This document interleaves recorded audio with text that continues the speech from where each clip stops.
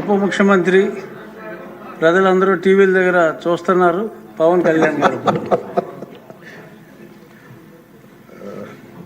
గౌరవ అధ్యక్షుల వారికి హృదయపూర్వక నమస్కారం.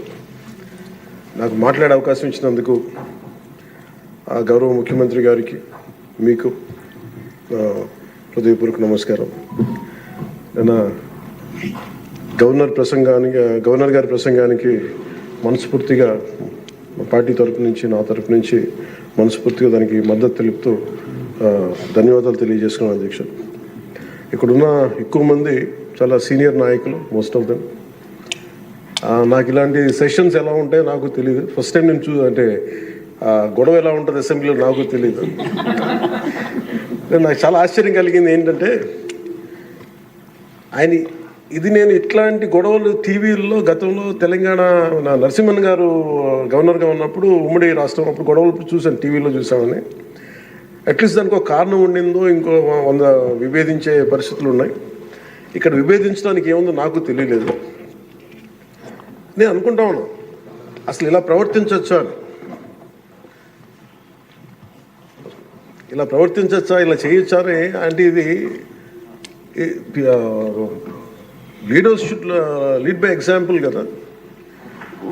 రాష్ట్రానికి ప్రథమ పౌరులైన గవర్నర్ గారు ఇలా ఈ స్థాయిలో ఉండి ఆయన మర్యాదపూర్వకంగా వచ్చి మన బడ్జెట్, మన రాష్ట్ర విధానాలని ఆయన ప్రవేశపెట్టి మాట్లాడుతూ ఉంటే గౌరవించే విధానం ఇదేనా అని అనిపించింది. సో నేను మనోహర్ గారితో మాట్లాడుతాను, మా సహచరులను, మన సివిల్ సప్లైస్ మినిస్టర్ గారితో. నా రూల్ బుక్ మేమిద్దరు మాట్లాడుకుంటే rules of procedure and conduct of business in Andhra Pradesh legislative assembly ఏంటి సార్ ఇలాగే మాట్లాడేస్తారంటే దాంట్లో చూపించాను. చాప్టర్ 5లో when the house assembles under article 175 176 of the constitution, every member shall maintain the dignity and solemnity of the occasion before, during or after the governor's address, and shall not obstruct or interrupt the address in any manner. Maintenance of dignity and solidity at governors address అనేది చాలా స్పష్టంగా ఈ rule బుక్లో ఉంటే, మనమే రూల్స్ని implement చేయాల్సిన వాళ్ళం. వారికి సంఖ్యాబలం ఉందా లేదా పక్కన పెడితే, every member of this house has a responsibility to follow the rules. మనమే కనుక రూల్స్ని బ్రేక్ చేస్తే ఇంక మన ప్రజలకి కానీ చూసే వాళ్ళకి ఏం చెప్తాం. నాకు చాలా కాలం క్రితం నేను అప్పుడప్పుడు మనోహర్ గారిని అడుగుతూ ఉంటాను, సార్ అసెంబ్లీలో ఇక్కడ ఏమి గొడవలు జరిగినా ఎందుకు కేసులు పడవని. ఇక్కడ ఏమి మీకు కొట్టుకో, ఇది నాకు చాలా కామన్ మ్యాన్ ఒక ఇష్యూ, ఒక ఇంక్విజిటివ్నెస్. అండ్ నాకు పార్లమెంట్లో గొడవ జరిగినప్పుడు ఏమి ఏంటి ఇబ్బంది పెట్టేస్తారు ఏంటంటే, ఇక్కడ అవేమి ఉండవు, ఇక్కడ ఇట్స్ ఫ్రీ ఫర్ ఆల్ అన్నట్టుగా మాట్లాడితే then we have more responsibility. మన మీద రూల్స్ పెట్టలేదు అంటే ఏం కేసులు పెట్టమండి. ఇదే కనుక నిన్న వాళ్ళు చేసిన గొడవే కనుక గవర్నర్ గారి మీద, ఆయన సుప్రీంకోర్టు జస్టిస్గా ఉన్నప్పుడు ధైర్యం చేయగలరా, కళ్ళల్లో చూడగలరా?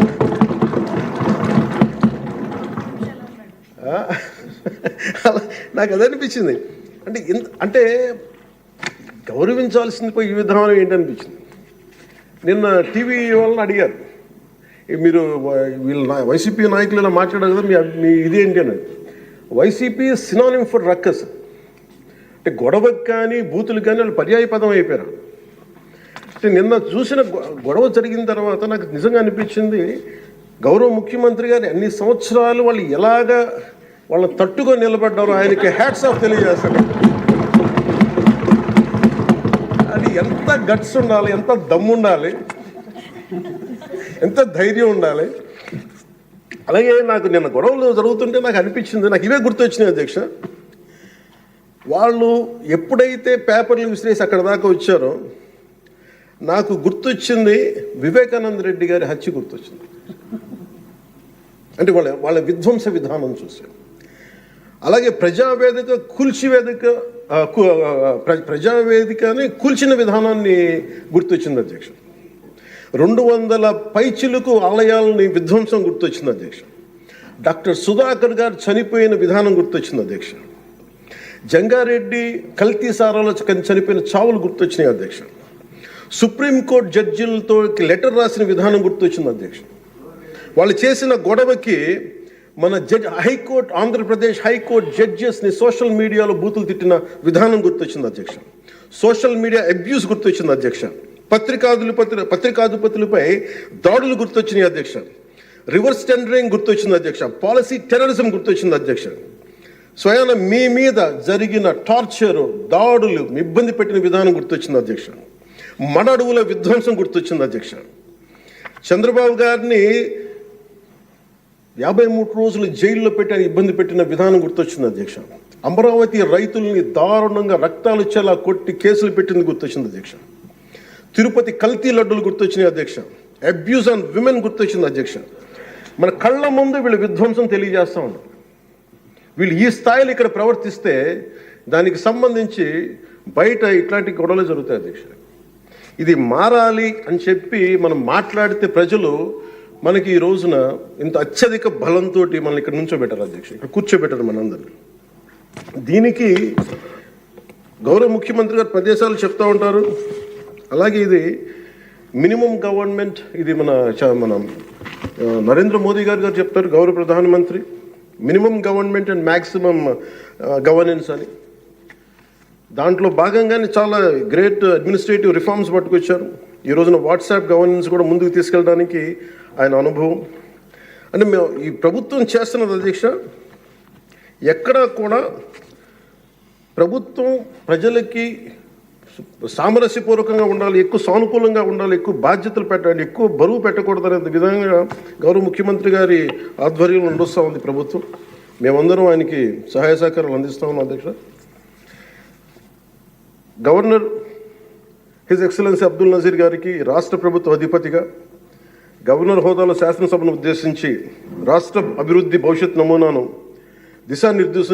దిశానిర్దేశం చేసినందుకు వారికి నా హృదయపూర్వక కృతజ్ఞతలు.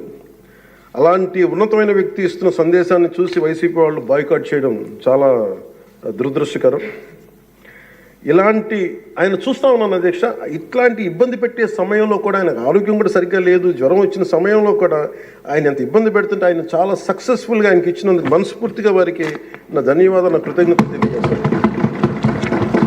చట్టసభలు దేవాలయాలు లాంటివి రాజ్యాంగాన్ని పరిరక్షించేందుకు 5 కోట్ల ఆంధ్రప్రదేశ్ రాష్ట్ర ప్రజల భవిష్యత్తుని నిర్ణయించే వేదిక ఇది.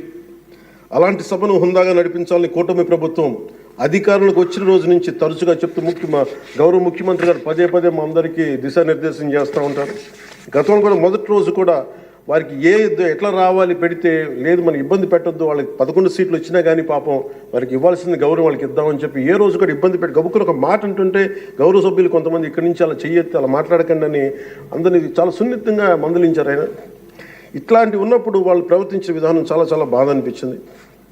మేమందరం 164 మంది సభ్యులు చాలా బాధ్యతగా వ్యవహరిస్తున్నాం అధ్యక్ష. భవిష్యత్తులో కూడా రాజ్యాంగ పరిరక్షణ, రాష్ట్ర ప్రజల సంక్షేమం, రాష్ట్ర సమగ్ర అభివృద్ధి ధ్యేయంగా వ్యవహరిస్తామని సందర్భంగా గవర్నర్ గారికి శాసనసభ వేదికగా తెలియజేస్తాం. నిన్న సభలో గందరగోళం సృష్టించి సభ నుండి వెళ్ళిపోయిన 11 మంది ఎమ్మెల్యేల పార్టీకి సంబంధించిన ఎమ్మెల్సీ ప్రవర్తనని ఖండిస్తూ ఇందులో ఆ తప్పు లేనప్పటికీ కూడా గవర్నర్ గారికి ప్రభుత్వం తరఫున క్షమాపణ తెలియజేస్తాను అధ్యక్ష. గౌరవ శాసనసభ స్పీకర్ శ్రీ అయ్యన్న పాత్రుడి గారికి, సభలో ఆసీనులై ఉన్న గౌరవ ముఖ్యమంత్రి శ్రీ నారా చంద్రబాబు నాయుడు గారికి, మంత్రివర్యులకు, శాసనసభ్యులకు, శాసనమండలి సభ్యులకు, అలాగే సభ నుంచి వెళ్ళిపోయిన వైసీపీ సభ్యులకు కూడా నా హృదయపూర్వక నమస్కారం. అధ్యక్ష, మేము ఆర్థిక ఇబ్బందులు పడుతున్న రాజధాని ఇచ్చి కూడా రాజధాని నిర్మించుకోలేని రాష్ట్రంలో గత ప్రభుత్వం రాజధానిపై నిర్మాణం దృష్టి పెట్టకుండా 3 ముక్కలాట ఆడింది. అభివృద్ధి కుంటుపడింది, ఆర్థిక స్థిరత్వం కోల్పోయింది. ఈ కారణంగా పెట్టుబడులు మందగించాయి, అధికార దుర్వినియోగం, క్షీణించిన శాంతి భద్రతలు, మౌలిక సదుపాయాలు, కల్పన వైఫల్యం కారణంగా రాష్ట్రం తీవ్ర సంక్షోభంలో వెళ్ళిపోయింది. ఇలాంటి సమయంలో గౌరవ ముఖ్యమంత్రి శ్రీ నారా చంద్రబాబు గారి నాయకత్వంలో ఆయన ఈ సవాళ్ళను అధిగమిస్తూ ప్రభుత్వాన్ని స్థాపించాం. ఇప్పుడు ఆర్థిక, సామాజిక, సాంస్కృతిక, విద్య, ఆరోగ్య, పర్యాటక, పర్యావరణ మరియు మౌలిక సదుపాయాల అభివృద్ధి లక్ష్యంగా ప్రాంతాల వారి సమగ్రమైన అభివృద్ధి ప్రణాళికతో ముందుకు వెళ్తున్నాం. ఎన్నికల ముందు పరిస్థితులు చూసాం. సాంత్వన ఓదార్పు కావాల్సిన రాష్ట్రానికి ఈ రోజున వాళ్ళు బాధ్యతారాహిత్యం మనకి చూసాం. గత కొంతకాలంగా రాష్ట్రం ఆర్థిక సుస్థిరత కోల్పోయిన ధర్మిలా తిరిగి నారా చంద్రబాబు గారి నాయకత్వంలో పునర్జీవం వైపు అడుగులు వేస్తున్న కీలక సమయం అది. అదేవిధంగా ప్రభుత్వంలో పారదర్శకత, జవాబుదారీతనం తీసుకురావాలనే ఉద్దేశంతో పంచాయతీరాజ్ శాఖలో అవినీతికి ఎటువంటి తావు లేకుండా ఉద్యోగుల బదిలీల కార్యక్రమం చేపట్టడం జరిగింది అధ్యక్ష.